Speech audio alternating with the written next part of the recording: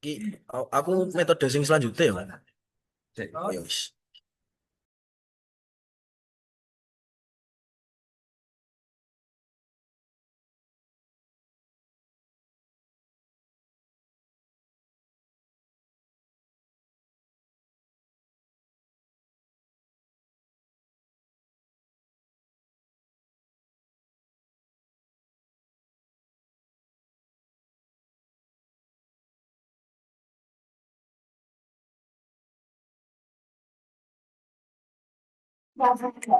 Bismillahirrahmanirrahim.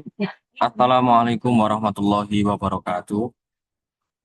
Bismillah, alhamdulillah kita masih diberikan kesempatan untuk berkuliah di pertemuan terakhir ini. Meskipun kita via asinkronus, semoga saja apa yang kita pelajari hari ini bisa memberi manfaat, menambah ilmu kita, dan bisa membuat kita membekali kita juga sebagai guru yang baik ke depannya. Nah, di sini ada saya sendiri, Maulana Razik Alhaq, sebagai pemateri. Juga ada rekan saya, Zaki Wildan Maulana, yang membahas perihal metode moral reasoning dan klarifikasi nilai. Langsung saja kita ke metode pertama, moral reasoning.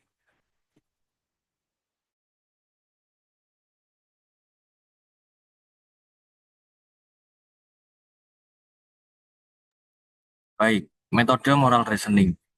Metode ini adalah metode perihal moral. Nah, sebelum itu, moral adalah sesuatu yang dibentuk melalui kebiasaan yang dilatih secara terus-menerus.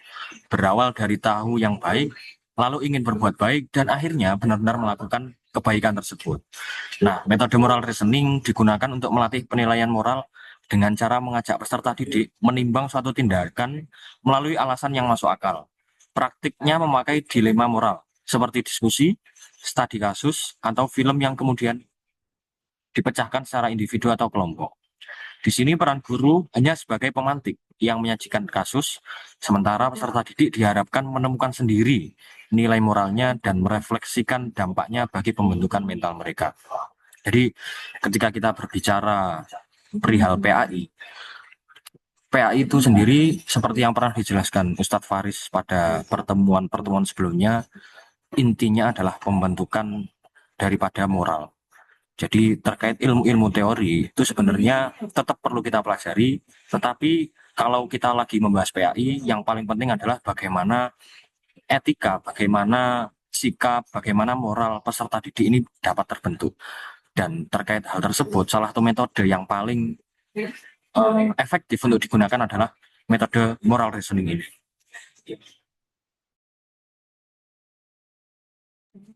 Nah, kemudian adalah langkah-langkah penerapan metode moral reasoning.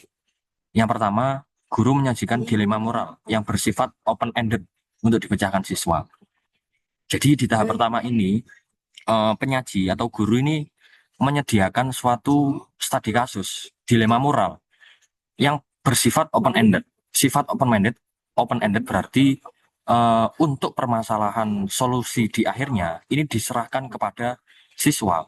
Jadi endingnya mau bagaimana itu terserah bagaimana siswa ini menafsirkan.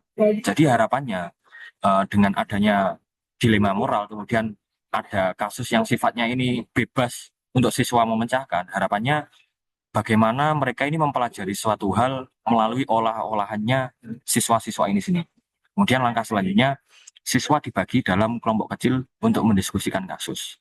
Jadi untuk memecahkan metode ini akan lebih baik ketika ada proses diskusi, saling beradu argumen dengan teman-teman di dalam kelompok. Tahap selanjutnya adalah hasil tiap kelompok dibawa ke diskusi kelas untuk ditimbang bersama. Nah, hasil dari kelompok kecil tersebut setelah menyatukan pandangan dari beberapa teman di kelompok kecil, hasilnya akan dibawa di forum besar di depan kelas untuk menimbang secara bersamaan. Nah, ini fungsinya apa? Agar kita bisa dapat mengetahui pandangan-pandangan lain atau penyelesaian-penyelesaian lain dari teman-teman yang ada di dalam kelas. Kemudian yang tahap akhir, guru dan siswa ini menyeleksi solusi yang paling kuat berdasarkan argumen. Nah, Jadi setelah dipresentasikan di forum besar, guru dan siswa ini bisa menyeleksi argumen yang paling kuat, yang paling tepat untuk menyelesaikan dilema moral yang open-ended tersebut. Jadi harapannya dari berbagai macam pendapat, dari berbagai macam pandangan, dari berbagai macam solusi, akhirnya para siswa ini bisa menemukan, oh ternyata untuk kasus yang ini, penyelesaian yang paling efektif adalah seperti ini, seperti itu. Barangkali nanti juga menyertakan solusi-solusi alternatif yang itu bisa diselaraskan.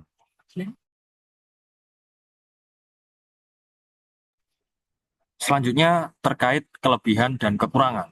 Nah, kelebihan dari metode ini, moral reasoning, yang pertama adalah melatih siswa menyelesaikan problematika hidup.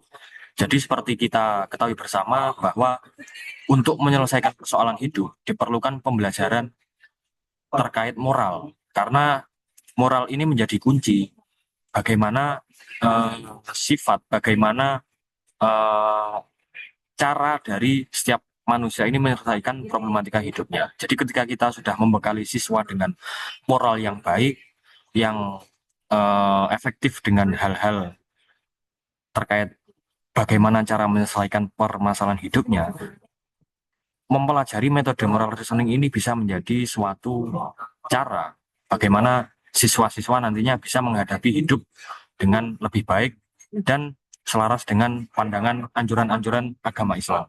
Yang kedua, siswa belajar untuk bekerja sama dengan temannya dan terbiasa bermusyawarah dalam kehidupan sehari-hari.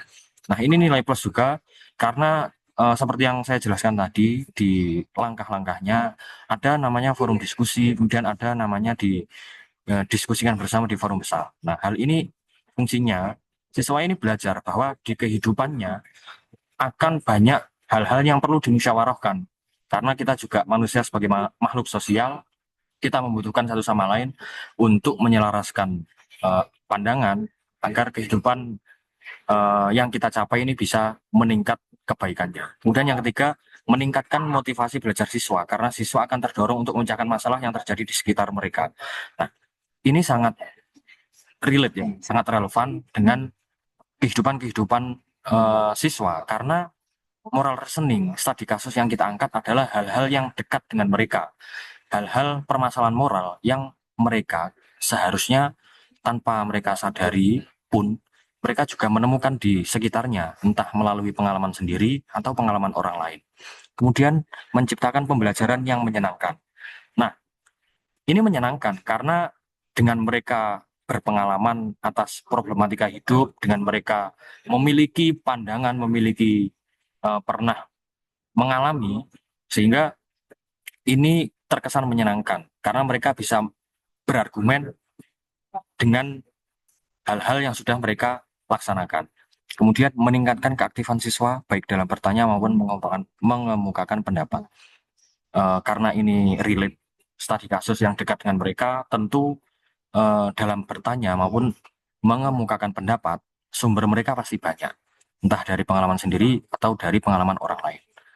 Namun di balik kelebihan pasti juga terdapat kekurangan dalam metode. Salah satu, bukan salah satu, beberapa kekurangan dari metode ini adalah yang pertama, diskusi bisa melenceng jadi opini dangkal tanpa dasar moral yang kuat.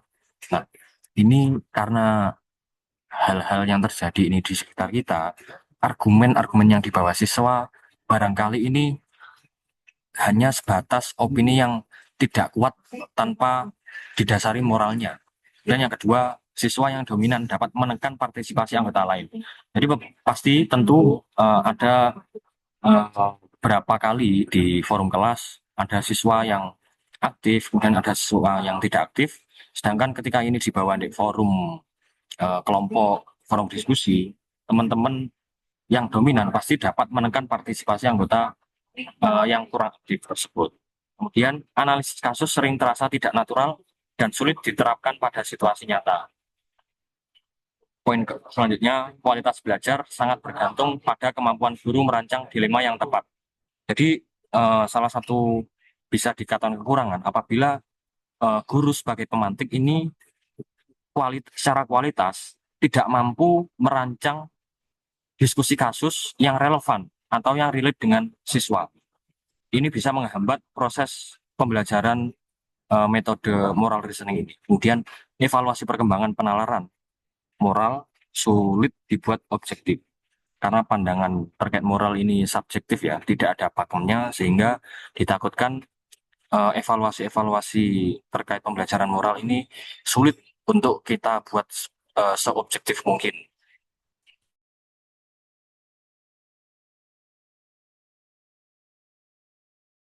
Selanjutnya terkait metode klarifikasi nilai akan dilanjutkan oleh rekan saya. Baik, terima kasih Mas Nasil. Selanjutnya kita akan berbicara dan membahas terkait dengan metode klarifikasi nilai. Bagaimana prosedurnya, kelebihannya nanti seperti apa, dan kekurangannya seperti apa. Oke, yang pertama terkait dengan apa sih metode klarifikasi nilai itu? Kita nanti sebagai guru PAI, itu kita harus memahami bahwa metode klarifikasi nilai adalah pendekatan pembelajaran yang membantu peserta didik menyadari, menggali, dan menegaskan nilai-nilai yang mereka anut melalui proses berpikir kritis, refleksi diri, dan pengambilan keputusan secara sadar. Apa sih tujuannya? Yang pertama, agar satu, siswa dapat memilih nilai secara bertanggung jawab. Kedua, menilai alasan mereka. Ketiga, dapat menginternalisasi nilai-nilai tersebut dalam perilaku sehari-hari. Metode ini sangat umum digunakan dalam pendidikan moral, karakter, PPKN, agama, dan pembelajaran berbasis isu sosial. Gampangnya adalah kalau kita belajar di PAI ini di mata kuliahnya Ustadz Sultoni, nah ini biasanya sering menggunakan metode klarifikasi nilai. Lantas, bagaimana sih prosedurnya? Yang pertama itu ada satu, choosing atau memilih nilai. Nah, nilai-nilai apa saja yang harus kita pilih terkait dengan PAI ini tadi. Nah, kalau kita berkaca pada apa yang sudah kita alami, yaitu akidah akhlak atau mungkin PAI yang diajarkan oleh Ustadz Sultoni, ini kita sering kali diminta untuk memilih nilai. Memilih nilainya itu apa? Mungkin biasanya kita sering disuruh mencari hal-hal yang dekat dengan kehidupan kita, yang itu mungkin mengganggu atau mungkin ada hal yang perlu kita bahas dari segi nilai apapun baik itu baik maupun buruk. Lalu setelah dalam tahap pemilihan, kita masuk dalam tahap pricing atau menghargai nilai. Nah, menghargai nilai ini seperti apa? Menghargai nilai ini setelah kita temukan sebuah fenomena baru kita tentukan itu nilainya baik atau buruk. Misal katakanlah ada orang yang memilih mahasiswa, kalau kalau dari saya sendiri itu kemarin saya meneliti terkait dengan mahasiswa Muslim di Fakultas Sastra yang memakai titik ataupun tato. Nah, itu sebuah nilai. Lantas dari situ kita bisa menghargai nilainya itu apa, apakah itu baik atau buruk dari segi penilaian agama, terutama di pendidikan agama Islam. Setelah kita lewati tahap pricing atau menghargai, baru kita adakan acting atau bertindak. Lantas setelah kita tahu itu baik atau buruk, apa tindakan kita? Apakah kita nanti akan melakukan hal yang sama, atau apakah kita nanti mengingatkan teman kita, apakah kita nanti mengajak teman kita dan lain sebagainya. Itu yang harus kita pahami terkait dengan metode klarifikasi nilai, dan kita sudah mengalami hal itu di mata pelajaran yang diampu oleh Ustaz Sultoni. Selanjutnya, berbicara terkait dengan kelebihan dan kekurangan, setiap metode pasti ada kelebihan dan juga kekurangannya. Kelebihan daripada metode klarifikasi nilai ini adalah satu, mengembangkan kemampuan berpikir kritis. Kenapa? Karena kita tadi disuruh untuk memilih nilai. Kita ada prosedurnya tadi, tiga prosedur itu. Untuk memilih nilai sendiri itu kita harus berpikir ulang, apakah ini cocok diambil sebagai nilai tersendiri atau tidak. Itu salah satu bukti bahwa metode ini digunakan untuk mengembangkan kemampuan berpikir kritis. Yang kedua, meningkatkan kesadaran diri dalam hal apapun itu. Kalau misalnya katakanlah banyak siswa atau banyak mahasiswa Fakultas Sastra yang meninggalkan sholat atau mungkin tidak sholat atau minum minuman dan lain sebagainya, atau mungkin lalai dalam sholatnya. Nah, itu justru dengan kita menilai, kita memilih nilai itu juga meningkatkan kesadaran diri kita terhadap nilai yang kita pilih tersebut. Yang ketiga, cocok untuk pembelajaran karakter. Apa tadi yang sudah disampaikan, sama juga. Jadi kita di PAI tadi disampaikan oleh Mas Nazil, disadur dari apa yang sudah disampaikan oleh Ustadz Faris, bahwa metodologi PAI atau PAI ini memang bertujuan untuk membentuk sebuah karakter atau moral. Selanjutnya, mendorong diskusi yang bermakna. Jadi diskusinya tidak hanya abal-abal, tapi kita sudah memiliki prosedur yang jelas terkait dengan nilai-nilai tersebut. Yang terakhir adalah menghasilkan internalisasi nilai. Dari tiga tahapan atau prosedur yang telah kami jelaskan tadi, itu menghasilkan internalisasi nilai yang sudah teman-teman pilih atau siswa pilih atau mungkin dari gurunya sendiri yang memilih. Entah siapapun yang memilih nilai tersebut, baik guru, mahasiswa, atau siapapun itu, pasti akan menghasilkan internalisasi nilai kepada diri sendiri maupun ke dalam masyarakat. Seperti itu. Lantas apa sih kekurangannya? Satu, berpotensi membuat nilai ini menjadi relatif ya. Lagi-lagi, ini sudut pandang yang sudut pandang yang subjektif sekali ya. Sehingga ada keobjektivitasan metode ini itu cukup terhalangi dengan subjektivitas yang didapat dari metode ini. Kita mendapatkan metode ini. Ada yang bilang bahwa bertindik dan bertato di mahasiswa Islam itu hal yang baik bagi seniman. Nah, ini kan nilainya menjadi relatif. Sedangkan kita di PAI itu mengatakan bahwa otomatis nilai daripada tindik dan tato itu pasti buruk di dalam kacamata Islam. Nah, sehingga relatif inilah yang menjadi kekurangan daripada metode ini. Selanjutnya membuat tuh kan guru yang sangat terampil. Saya yakin kalau gurunya ini ndak sefilsafat Ustadz Sultoni, saya kira tidak mungkin bisa menjadi hal-hal yang komunikatif ya, atau mungkin hal-hal yang cukup nanti akan membosankan karena hal-hal seperti ini tuh dibutuhkan tadi karena berpikir kritis itu tadi, sehingga butuh guru yang cukup terampil. Nah, kalau gurunya tidak terampil, gurunya tidak bisa berpikir kritis sebelum muridnya, maka pembelajaran dengan metode ini saya yakin akan sangat membosankan bagi entah bagi mahasiswa ataupun yang lain. Selanjutnya memakan waktu yang banyak. Benar. Misal kita dari 3 mingguan ini kita diminta untuk ke panti asuhan. Nah, ini cukup membutuhkan banyak waktu karena di situ ada ada prosedur tadi, memilih nilai, habis itu menghargai nilai, setelah itu ada bertindak. Ini otomatis akan memakan banyak waktu. Selanjutnya tidak cocok untuk kelas dengan kedisiplinan rendah. Bayangkan anak-anak atau siswa atau mungkin SMA, SMP yang bengal-bengal disuruh untuk berpikir semacam ini, disuruh untuk bertindak dengan 3 prosedur tadi. Saya kira kalau mereka tidak memiliki kedisiplinan yang rendah, ini gurunya yang mundur dari jabatannya. Kenapa? Karena pasti tidak tahan. Nah, karena ya itu tadi guru harus memiliki kesabaran. Nah, kalau tidak sabar dengan murid-murid yang semacam itu terus menggunakan metode yang seperti ini lagi, wah otomatis kelas nanti nggak akan berjalan dengan semestinya. Selanjutnya memerlukan kesiapan mental dari siswa. Kenapa? Karena tadi ya lagi-lagi prosedurnya cukup banyak, prosedurnya ini harus membutuhkan kemampuan berpikir yang luar biasa. Maka dari itu dari siswanya sendiri harus siap secara pikiran, secara mental, secara fisik dan lain sebagainya. Mungkin itu yang bisa kami sampaikan dari presentase pada siang hari ini dari metode klarifikasi nilai dan juga metode tadi yang sudah disampaikan oleh Mas Nazil. Mungkin ini saja yang bisa kami sampaikan, kurang lebihnya mohon maaf. Apabila ada pertanyaan, nanti pokoknya silakan ditulis dan kita bisa diskusikan kapan-kapan seperti itu. Mungkin itu aja. Terima kasih. Wabillahi taufiq wal hidayah. Syukron. Wassalamualaikum warahmatullahi wabarakatuh.